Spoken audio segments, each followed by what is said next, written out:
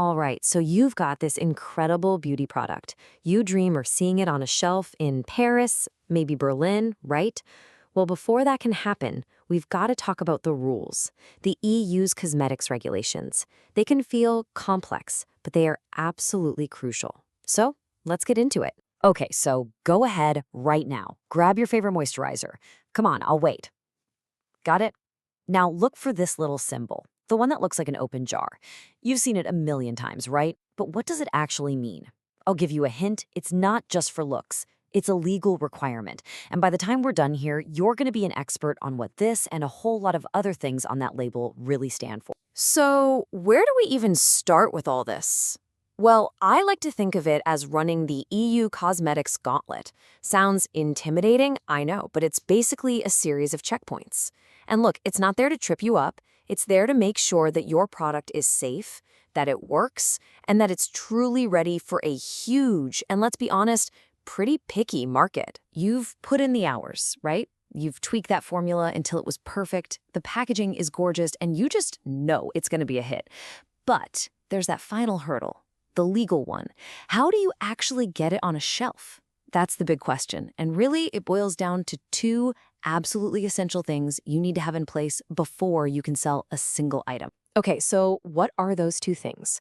To get through that gauntlet we talked about, you need what I call a gatekeeper and a passport. Sounds kind of cool, right? In the official lingo, that's your responsible person and your product information file. Let's dig into what those actually are. First up, your gatekeeper. This is non-negotiable. Every single cosmetic product in the EU needs a responsible person, or RP for short. So what is that? It's a real person or company that's physically located in the EU, and they are legally on the hook for your product. They're the ones the authorities will call. And their address? It has to be printed right on your packaging. It's simple. No RP, no entry. The gate is closed. All right, second, you need that passport. This is what's called the Product Information File, or PIF. And just like a passport, it proves your product's identity and its right to be there. This thing is a beast. It's this massive collection of documents with, well, everything.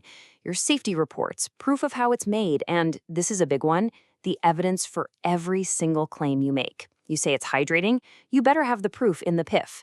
Claim it reduces wrinkles, the proof has to be in there. And listen, this isn't some file you whip up and then shove in a drawer. No way. The EU is serious about this. Your responsible person has to keep that PIF available, ready to be inspected for 10 years. And that's not 10 years from when you make it. It's 10 years from when the very last unit of a batch is sold. That's a huge commitment. We're talking about a decade of accountability. Okay, so you've got your gatekeeper, the RP, and your passport, the PIF. That's all the crucial stuff happening behind the scenes. But what about the part that every single customer actually sees? The part they can touch? Yeah. Let's talk about the label. And this is where we finally solve the mystery of that little symbol from the beginning. Which one you use boils down to a simple question. How long does your product last on the shelf? If the answer is 30 months or less, you gotta have a best before date, the date of minimum durability. You'll sometimes see it with an hourglass symbol. But if your product is stable for more than 30 months, that's when you bring in our friend, the open jar. That's the period after opening symbol, telling people how many months it's good for once they've cracked it open. And of course, it's not just about symbols. It's about words. Specifically, the claims you make. The EU lays out 6 common criteria for this. Basically, it comes down to this. Don't lie. Don't claim you're curing a disease. Don't exaggerate. Be fair to your competitors. And make sure your claims are actually helpful and clear. But the most important rule of all, you have to have proof. For everything. And where does that proof live? You guessed it. Back in that PIF. It's all about empowering the customer. Not fooling them. So let's run through a quick checklist of what absolutely has to be on that pack. You need the name and address of your responsible person, the net weight or volume, that durability date, either the best before or the open jar symbol, any warnings or special precautions, a batch code so you can trace it, the product's function, unless it's like super obvious, and the big one, the full ingredient list.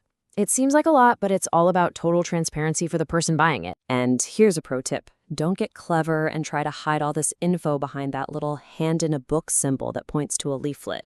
The EU Court of Justice has slapped that down.